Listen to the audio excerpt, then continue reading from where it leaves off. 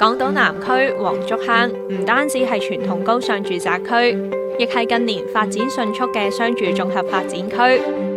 焦點為港島南岸。黃竹坑喺擁有寧靜優質環境嘅同時，亦兼備四通八達嘅交通網絡。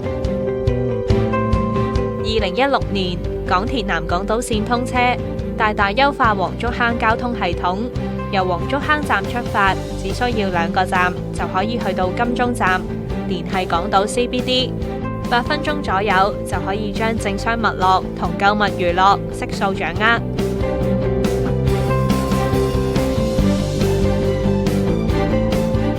自2022年東鐵線過海段通車，貫通新界東北、九龍中同埋香港島。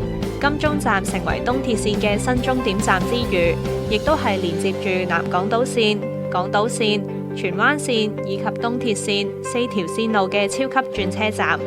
所以只要由黃竹坑站出發，經過黃金路線，再喺金鐘站轉乘到其他線路，就可以輕鬆暢遊港九新界。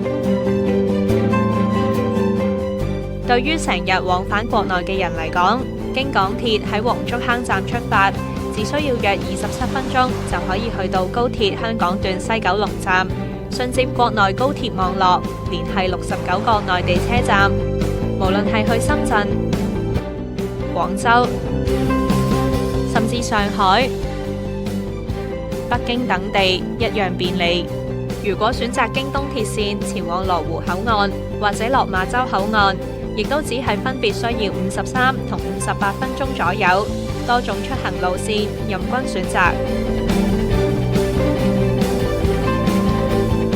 想同國際接軌，由黃竹坑站出發，轉乘機場快線前往機場，只需約47分鐘，亦可經港珠澳大橋順達澳門、珠海，緊握大灣區機遇。